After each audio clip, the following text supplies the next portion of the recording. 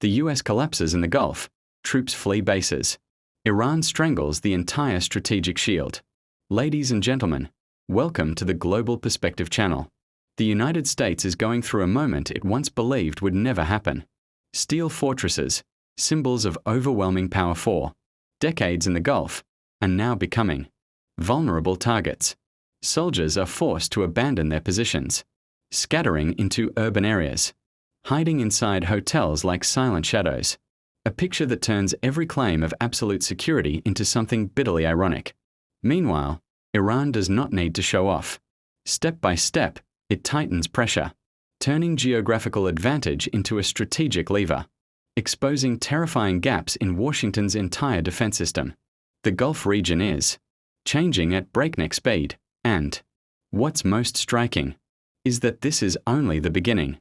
Don't forget to like, share, and subscribe to follow every unfolding development. Behind this geopolitical earthquake, America's fortress collapses in 30 days. Iran turns bases into death zones. Iran's retaliation has shaken the entire military structure that the US spent decades building in the Gulf. In a short period, a series of key American military sites have been paralyzed or heavily damaged. Bases once considered centers of power, hubs for logistics and force deployment across the Middle East, have now become exposed weaknesses under missile and drone attacks. According to assessments, at least a dozen US military locations across the Gulf have suffered significant damage. Instead of serving as strategic launchpads, their very presence is now a growing liability. Areas once protected by advanced air defense systems are being repeatedly penetrated, forcing stationed troops to change how they survive. Some US soldiers have been compelled to leave bases entirely, dispersing into hotels and office buildings to avoid concentrated strikes. This reveals a shocking reality. The military structure that once symbolized US dominance in the Middle East is being neutralized at an astonishing speed. From Bahrain, Saudi Arabia to Qatar and Kuwait, what were once strongholds are now vulnerable. Even critical logistics centers, the backbone of the entire system, can no longer guarantee absolute safety. Meanwhile, Iran's Islamic Revolutionary Guard Corps continues to increase pressure, even calling for the identification of dispersed US troop locations. Every hiding place now risks becoming the next target. The balance of power is shifting daily, one side forced into reactive defense, the other expanding influence through precise and relentless strikes. And this is only the surface of a much larger picture. US troops exposed. Iran launches urban manhunt as American soldiers leave fortified bases and disperse into civilian areas. A completely new battlefield emerges. From UAE to Kuwait to eastern Saudi oil hubs, everything can be shut down in hours. This is asymmetric power. Iran doesn't need to occupy land, it can still shape the region. Meanwhile, the US faces a dilemma.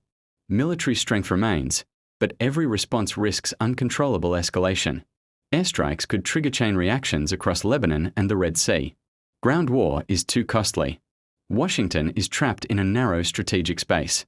At the same time, maritime security costs surge. Insurance, shipping routes, logistics, all spiral under risk.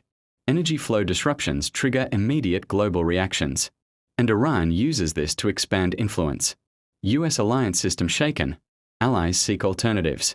The real damage is not just military, it is trust.